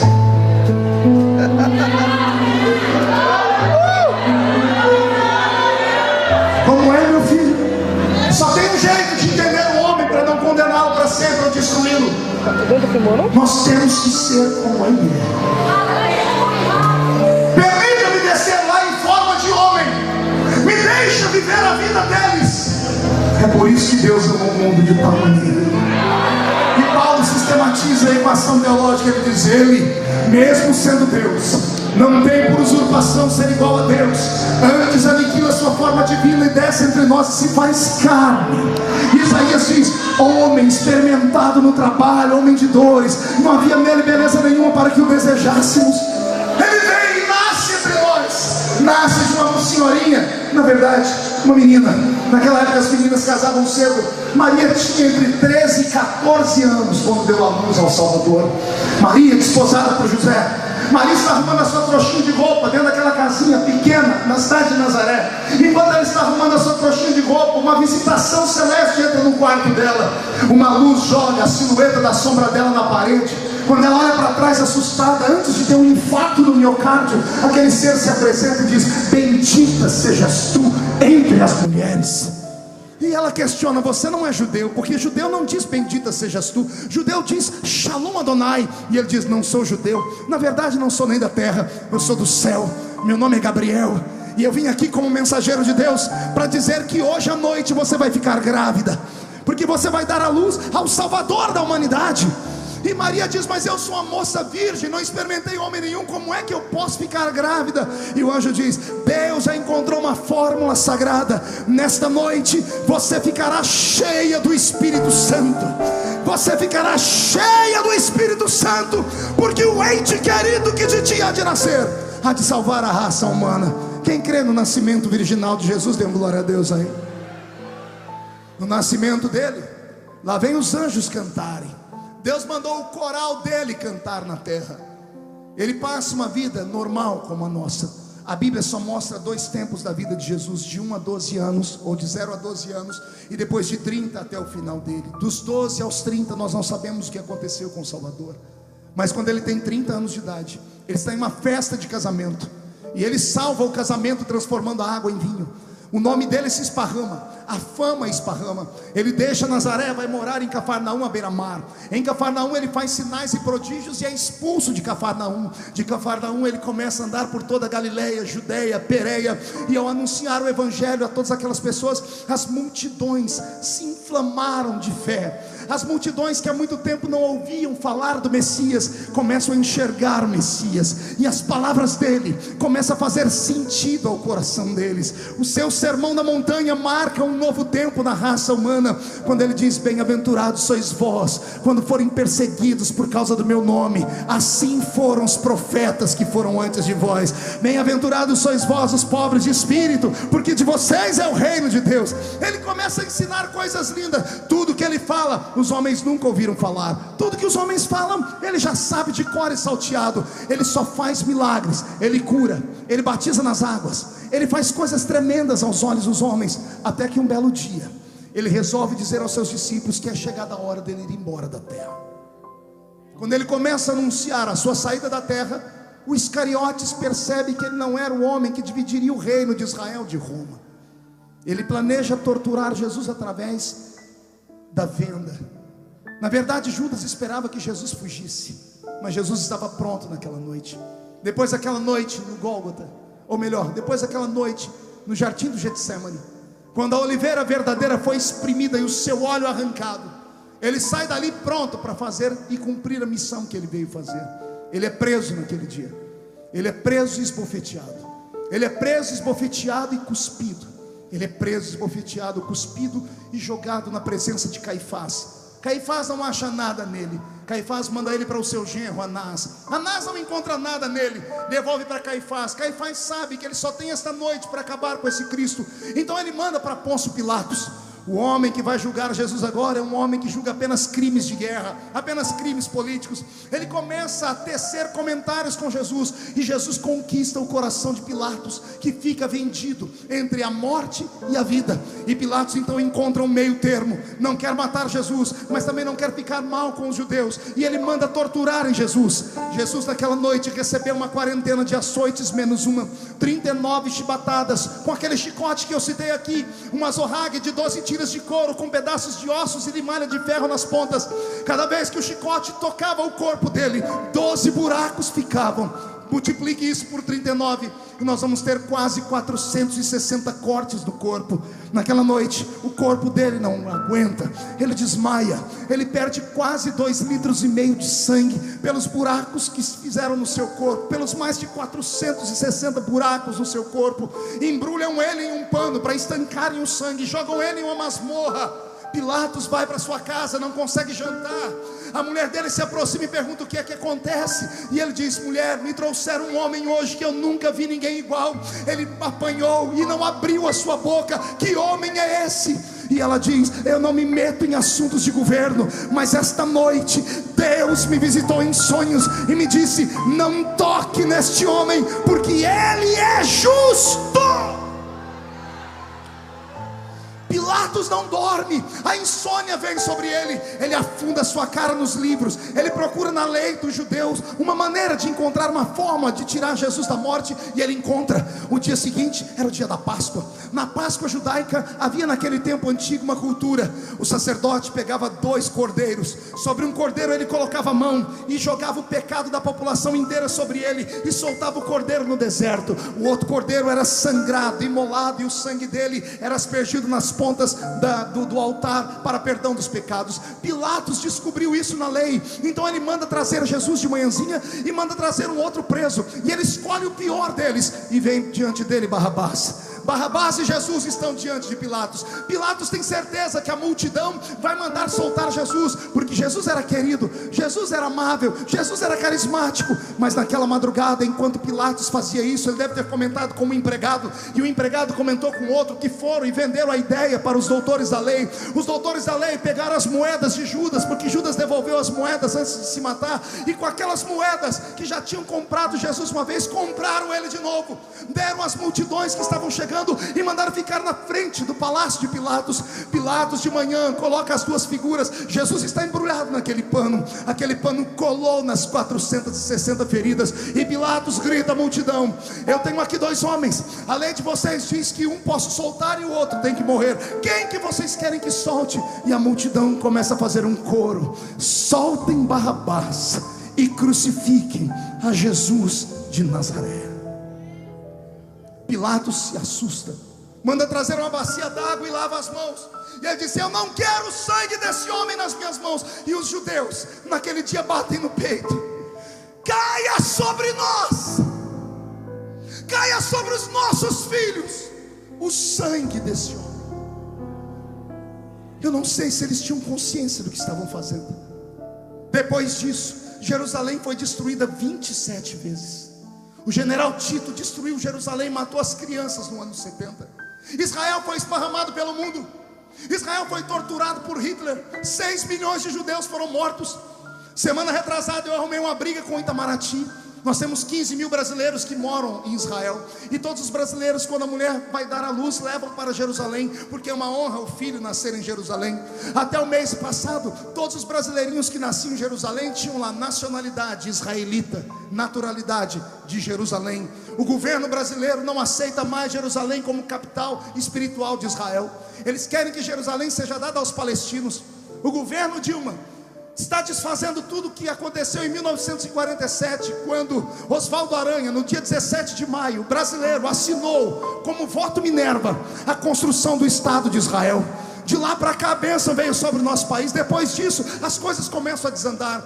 Israel sempre foi perseguido e será perseguido para sempre, porque eles gritaram: caia sobre nós e os nossos descendentes o sangue desse justo. Pilatos entrega Jesus na mão dos romanos soldados. Os pretorianos pegam Jesus e tiram aquele pano do seu corpo de uma só vez. 460 feridas se abrem de uma só vez. Já tirou um esparadrapo da ferida? Dói? Imagina tirar 460 de uma vez. O corpo de Jesus treme. Ele está fraco, ele já perdeu 2,5 litros de sangue da noite anterior. O sangue começa a escorrer pelo seu corpo. Colocam na sua cabeça uma coroa de espinhos, espinhos com 12, 13, 14 centímetros de tamanho, chegando a perfurar uma madeira de acácia, a mesma madeira usada para fazer a Arca da Aliança. Não satisfeitos em colocar a coroa, eles batem com um pedaço de pau na cabeça dele, para que a coroa fique nos seus supercílios, nas suas orelhas. Colocam sobre as costas dele o patíbulo da cruz, que é a haste onde os braços vão ser crucificados. Ele não carregou a cruz inteira naquele dia. Não dava para carregar a cruz. A cruz pesava mais de 200 quilos. Do jeito que ele estava, só dava para carregar a haste. Ele foi andando pela via da crucificação. No meio do caminho ele tomba, ele cai. Seu corpo está combalido e cansado. Os soldados querem humilhá-lo. Procuram no meio da multidão que ali está um homem diferente dos judeus, e encontram um homem cuja cor da pele era escura. Seu nome é Simão, Simão Cirineu. Cirineu não é apelido nem sobrenome. Cirineu é quem é natural de Cirene. Cirene ficava na Etiópia, na África. Era o único homem negro que estava caminhando naquela rua. Os judeus, ou melhor, os romanos pegaram esse homem para humilhar Jesus, dizendo: você está sofrendo e nenhum da sua terra vai te ajudar. Mal sabia aquele soldado que Jesus estava dando um ensinamento a nós: ainda que o seu pai e sua mãe te abandonem, nem que Deus tenha que levantar um estrangeiro para te ajudar, mas você vai até o fim, não vai parar. Estamos no alto do Gólgota. Ele está crucificado, seu corpo está pendurado. Quem já leu sobre a crucificação deve ter chorado como eu chorei. Se Jesus ficasse pendurado na cruz 15 minutos, do jeito que colocaram ele, ele teria morrido. E a tortura não teria ido até 3 horas. Quando colocaram o corpo dele e a cruz dentro daquele buraco, o corpo dele pendeu para frente, as mãos se rasgaram. Ele não cai porque amarram os braços. Os omoplatas comprimem o seu pulmão, e o seu pulmão começa a ficar sem oxigênio, e ele começa a ficar sem ar. Se ele ficasse assim por 15 minutos, eu li um médico. O médico disse: se ele ficasse na posição em que colocaram ele, em 15 minutos terminaria a tortura. Mas não. Ele arruma força nas mãos, ele segura na cabeça dos pregos, e ele arrasta o corpo dele para trás. E eu perguntei a ele em oração: por quê? Por que sofrer 3 horas sem parar, se o senhor podia ter sofrido só 15 minutos? Aí ele me deu uma revelação na palavra: o sacrifício tinha que ser perfeito. Deus rejeitava sacrifício de carne sufocada. O animal não podia ter o pescoço quebrado, porque se quebrasse o pescoço do animal, o sangue coagulava. O sacrifício perfeito tem que ser derramamento de sangue. Sem derramamento de sangue não há remissão de pecados.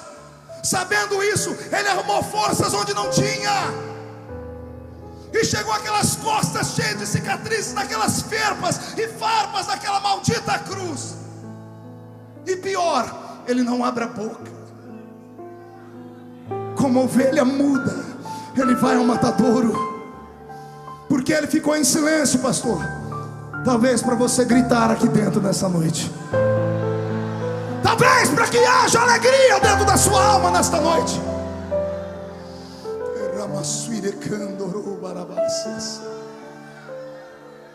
Tem uma hora que na cruz ele vê o céu fechado. Ele grita: Eloi, Eloi, lama sabachthani. A morte não vem. A morte não consegue levar ele. Pergunte por quê? O salário do pecado é a morte. Só pode morrer quem peca. Quem não peca, não morre. Se Jesus não desse uma mãozinha, ele estava pendurado na cruz até hoje. Porque ele nunca pecou. Ele trocou de lugar comigo e com você naquela cruz. Jesus é o único morto que escolheu a hora de morrer. E antes de escolher a hora de morrer, ele resolve a vida dele no céu e na terra. Ele olha para o céu e diz: Pai, perdoa esses aqui porque eles não sabem o que fazem. Ele olha para baixo e diz assim: João, cuida da minha mãe porque agora ela é a sua mãe. Pai, consumado está. Quando ele diz consumado está, aparece um ser no alto do Gólgota. Esse ser vem requebrando, carregando na mão uma foice chamada aguilhão. É um espírito chamado morte. A morte tem na sua mão uma foice, ou melhor, tinha. Com esta foice ela corta o cordão de prata que sustenta o homem nesta terra. Quando Jesus está para entregar o seu espírito, ela vem diante dele para cortar aquele cordão. Mas eu tenho uma visão da cruz diferente de muita gente. Quer saber a minha visão? Para mim, a morte olhou para a cruz e viu Jesus assim, ó. Mas quando ela fixou o olhar, ela viu que Jesus não era só Jesus. Ele era Jesus Cristo. Jesus é o homem, Cristo é o Deus que havia dentro do homem. Quando ele vai lá em Gadara, os demônios que saem de dentro do cemitério vêm correndo para pegar ele. Quando chega perto e enxerga quem está dentro dele, cai de joelhos e grita: que tenho eu contigo, ó Cristo, filho de Davi. Ninguém conhecia Jesus em Gadara, mas os demônios conheciam quem estava dentro de Jesus. Jesus era o homem, Cristo era Deus. Deus não se curva para ninguém. Jesus estava assim, o Cristo estava assim. A morte vindo e ele dizendo: cai dentro, vem, me encara. Ela levanta a foice e bate no peito dele. A foice da morte se quebra. Pastor, o senhor é louco? Não, está na Bíblia. Primeira carta de Paulo aos Coríntios, capítulo 15. Paulo está pregando na igreja e ele era baixinho, estava num lugar alto igual eu. Ele olhou lá pela porta da igreja, o diabo não podia entrar dentro da igreja. Ele viu lá fora a morte lá fora olhando para Paulo, fazendo assim: você, depois do culto, eu te pego. A Bíblia diz que Paulo respirava ares de morte. Mas ao invés de Paulo ficar com medo, Paulo encarou a morte. E ele detectou uma coisa que ninguém tinha detectado. Ele viu que a morte não tinha nada na mão dela. E ele disse assim: ó morte, onde está o teu aguilhão, ó morte? Gravada foi a sua vitória na cruz, e Jesus é o Senhor. Alguém pode dar um grito de glória a Deus melhor do que esse? Quando você chegar na sua faculdade, aquele seu professorzinho de meia tigela, pseudo-intelectual, filósofo, vier te citar Nietzsche, e ele fala: o escritor Nietzsche, o filósofo Nietzsche, o alemão, diz que Deus morreu na cruz. Diga para ele: quem morreu na cruz foi Jesus, homem. Deus não morre porque ele é criador da vida. Ele tem na mão a vida e a morte. Deus é antes da vida, Deus é depois da morte. Deus é antes da eternidade, Deus é depois da eternidade. Ele é eterno. A morte não matou Jesus. Quando chegou a hora de ir embora: Pai, consumado está, nas suas mãos eu entrego o meu espírito. E tendo dito isto, ele expirou. O que é expirar? O fôlego de vida que foi soprado nele saiu. Quando ele expirou, quem saiu de dentro dele foi o Cristo. Ao sair o Cristo, o corpo de Jesus tomba. Penso eu que o Cristo, antes de sumir, olhou para baixo e disse: Jesus, fica tranquilo, daqui 3 dias eu volto para te pegar. Daqui 3 dias eu volto para te pegar. Quem tem coragem de entrar comigo agora nas profundezas? A minha Bíblia diz que, tendo Jesus morrido, desceu às regiões mais baixas. Tendo Jesus morrido, desceu às regiões inferiores e trouxe consigo um cativeiro. Repete comigo: cativeiro. Quando Jesus morreu, o espírito dele não foi para a mão da morte. A morte e o diabo ficaram de mãos abanando.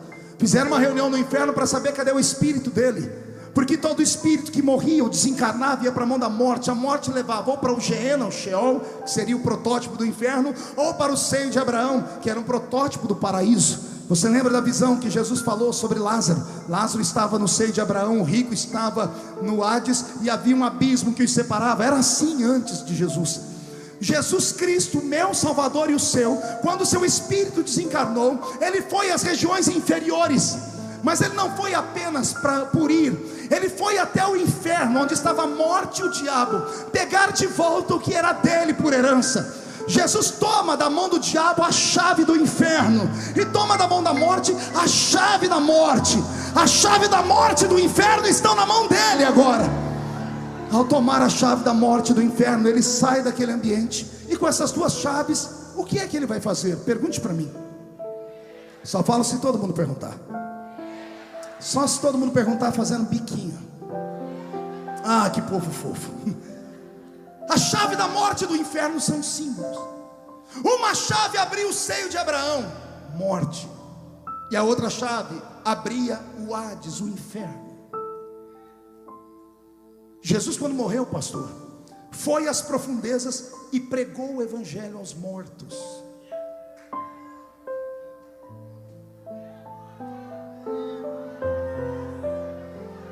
Todos os que morreram antes de Jesus puderam ouvi-lo. Não sei se creram. Jesus seria injusto se ele salvasse só nós, e o restante? E os homens que ficaram 400 anos sem ver Deus falar até que Jesus apareceu? E os que morreram nesse período, para onde for a alma deles? Eles não tiveram quem pudesse salvá-los. Por isso que a Bíblia diz que, tendo Jesus morrido, desceu às partes mais baixas, com a chave da morte e do inferno na mão. Com a chave do inferno, ele abriu o inferno e pregou o evangelho àqueles que estavam cativos. Alguns acreditaram. Foi tão forte que a Bíblia diz que lá em Jerusalém, o corpo dos mortos foi visto andando pela terra. Alguns creram tanto que saltaram da tumba ressuscitados. É o que está escrito na Bíblia, sim ou não? Pois bem, depois que ele prega o evangelho aos mortos do inferno, ele vai ao seio de Abraão. Aqui eu gosto. Quer entrar comigo lá?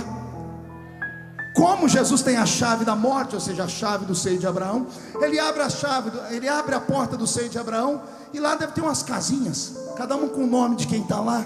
Ele vai lá na porta, escrito Daniel. Ele abre a porta e diz: Daniel, sai para fora. E Daniel olha para ele e diz: quem és tu, Senhor? Daniel: eu sou aquele que transforma o juba de leão em travesseiro para profeta. Sai para fora. Ele vai na outra, está Ananias, Misael e Azarias, Sadraque, Mesaque e Abednego. Ele abre a porta com a chave, sai para fora. Quem és tu, Senhor? Eu sou o quarto homem da fornalha. Sai para fora. Ele vai lá, Jeremias. Ele abre a porta, Jeremias diz: quem és tu, Senhor? Tu és o vaso, mas eu ainda sou o oleiro, Jeremias. Ele abre a porta, Ezequiel, sai para fora. Quem és tu, Senhor? Eu sou aquele que tem o cordel de medir e leva o homem para dentro do rio da vida, e onde as águas passam, tudo que está morto ressuscita. Ele chama a patota toda, Abraão, Jacó, todo mundo. Penso que ele vai no defunto mais fresco que está lá agora, ou seja, o que chegou por último. Ele abre a porta, o defunto está arrumando a pescoço. Qual o nome dele? Ninguém vai arriscar? João Batista. E Jesus olha para João e diz: João, sai para fora. Eu imagino João dizendo: mas quem és tu, Senhor? Eu imagino Jesus olhando para fora, fechando a porta. Os outros, tudo bem, João, ninguém me conhecia, mas você é meu primo, poxa.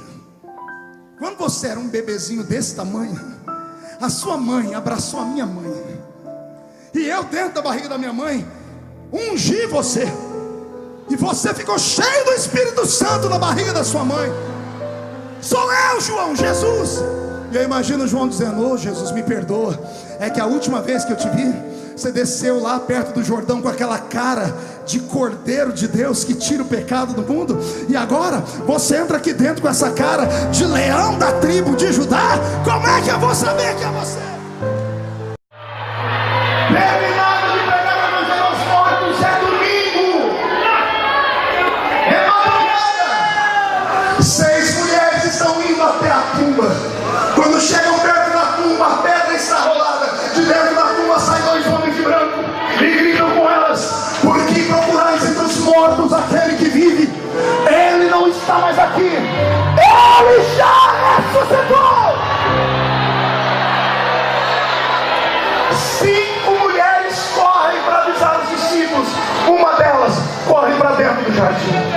vai correndo dentro do jardim chorando, e de longe ela enxerga um homem de costas, e ela começa a gritar com ele: horteleiro, jardineiro, hortelão, onde você colocou o corpo do meu mestre? Aquele homem vira para ela e diz assim: Maria, Maria! Quando ela escuta a voz dele, o coração dela acelera e ela grita: Rabi, Raboni, és tu? E ela sai correndo. Quando ela chega perto do corpo dele, ele estica a mão e diz: não me toque. Ela para assustada, e ele explica: ninguém pode me tocar, porque eu ainda não fui glorificado. Eu estou num corpo ressuscitado, um corpo que atravessa a parede, come peixe, voa, aparece em Emaús, desaparece. Esse é o meu corpo. Ninguém me toca até que eu seja glorificado. Por um período de 40 dias ele aparece a 500 testemunhas e marca um ponto de encontro com eles em Atos capítulo 1, no solapé da montanha. No solapé da montanha estão todos ali. João está lá, 60 anos antes do Apocalipse. João vê Jesus, ele ouve as últimas palavras. E Jesus, antes de ir embora, ele dá um endereço para eles ficarem: ficai em Jerusalém, até que do alto sejais revestidos de poder. O corpo dele começa a flutuar. Aqueles dois anjos da tumba vieram para escoltar ele. Os anjos estão subindo. Quando olham para baixo, vê todo mundo olhando para cima. Os anjos resolvem descer e acordar aqueles homens do transe que eles estavam. Os anjos tocam no ombro daqueles homens e diz assim: varões galileus, por que estáis olhando para o céu? Este mesmo Jesus que dentre vós foi assunto aos céus, do mesmo modo que ele foi, qualquer dia desses,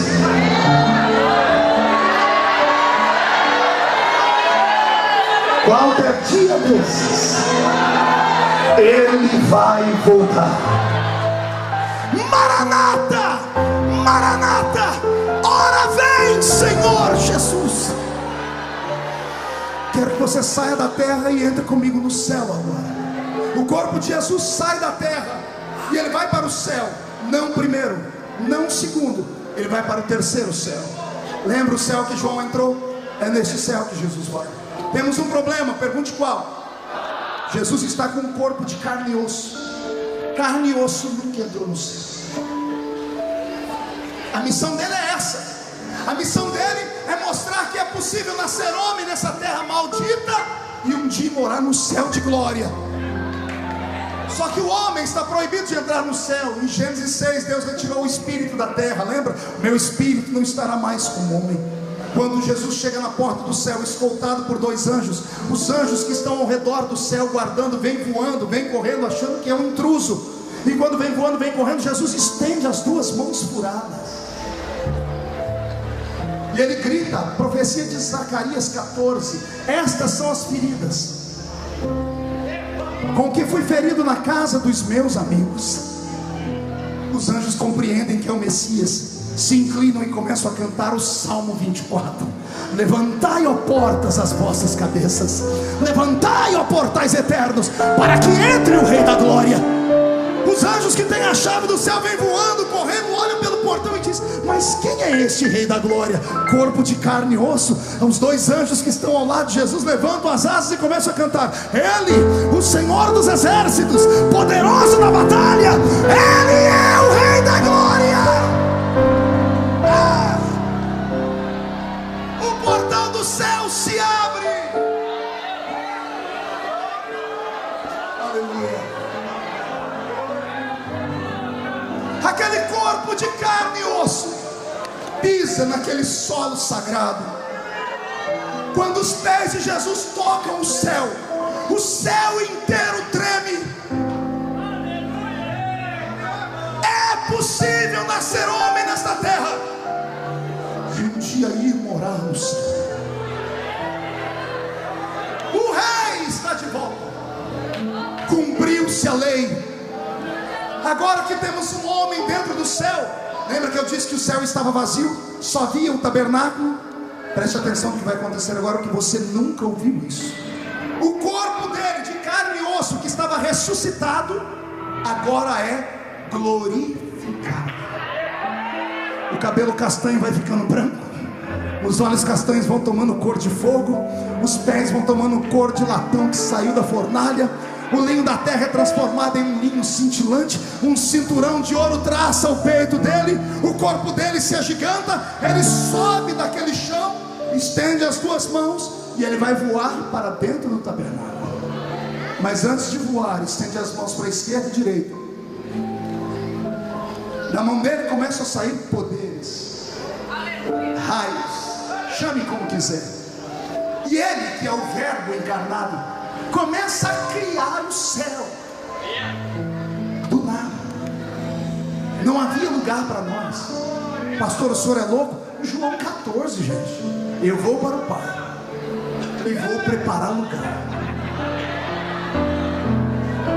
Vou preparar lugar. Não tinha lugar para nós ainda. Ninguém sabia se nós íamos para lá. Agora que ele venceu e ele é Deus, ele começa a construir um lugar que você vai morar. Palácios, casas, grandes edifícios, todos dourados, todos de cristal. Uma daquelas casas tem o seu nome. Uma daquelas casas tem o seu nome. Quem acredita que vai para lá? Eu quero ser o seu vizinho naquele lugar. Quero te acordar todo dia dizendo: eu não falei, mineiro, eu não falei que valia a pena sofrer lá embaixo. Um dia iremos morar no céu. Quem crê nisso? Agora não dá um grito não, dá um berro de glória a Deus para acordar a cidade toda. Aleluia.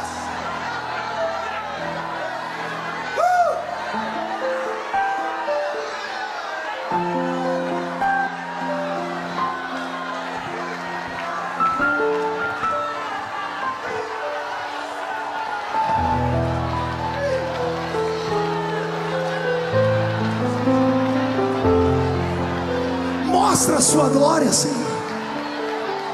Mostra a sua glória a esta igreja que será arrebatada. Onde houver um crente batizado com o Espírito Santo, seja renovado agora.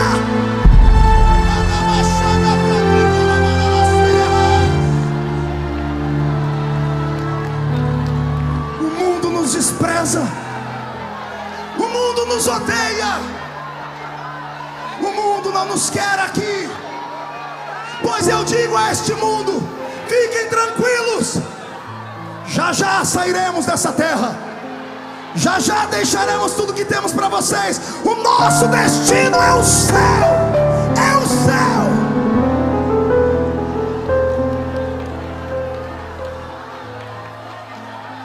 Jesus constrói o céu, até que ele chega no meio daquela terra. E ele resolve enfeitar o céu. Pergunte para mim o que ele fez. Ele resolve criar um rio no céu. A Bíblia diz que é um rio de cristal. Eu descobri que nesse rio não tem peixe, pastor Wesley e amigos. Nesse rio não tem peixe. O que tem nesse rio, pastor? Nada além de água. Só que não é água comum, é uma água quente. As águas do céu são águas termais. O senhor é louco, pastor? Não, é só ler a Bíblia. 2 profetas viram o trono de Deus. Um deles foi Ezequiel. Ezequiel viu um rio que nascia debaixo do trono de Deus. E por onde ele passava, as águas iam curando. Tudo que estava morto ressuscitava. Só que Isaías também viu o trono de Deus. Isaías viu debaixo do trono. E ele disse que debaixo do trono tinha brasas de fogo. Isaías viu brasas de fogo. Ezequiel disse que o rio nasceu debaixo do trono. Quando as águas passam por essas brasas de fogo, elas ficam quentes. Para que tem água quente no céu, pastor? Se você levar o seu velho pai ou o seu avô em um médico, ele vai dizer assim: ó, leve o seu avô ou o seu pai lá em Caldas Novas, para eles tomarem um banho naquelas águas térmicas. A água quente, ela transforma a pele, ela mexe nas juntas, ajuda na articulação, ela cura feridas. O Senhor me disse que depois que os nossos olhos forem enxugados lá no céu, toda lágrima sairá. Nós vamos tomar um banho nesse rio, para curar todas as feridas que esse mundo deixou em nós. Todas as as cicatrizes que esse velho mundo deixou em nós. Depois de tudo isso, o meu Salvador chega no tabernáculo. Ele passa pelo alpendre onde os anjos estão cantando.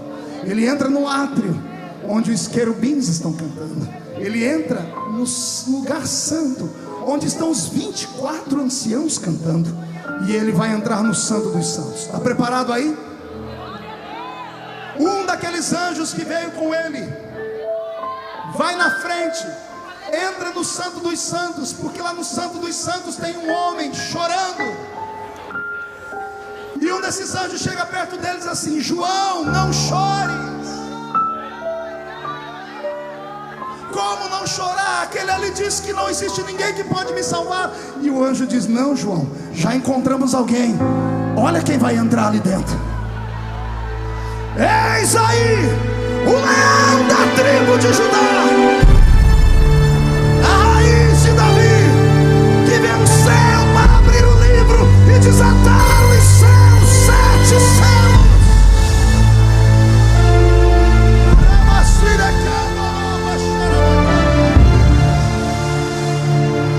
Quem acredita nisso, fique de pé.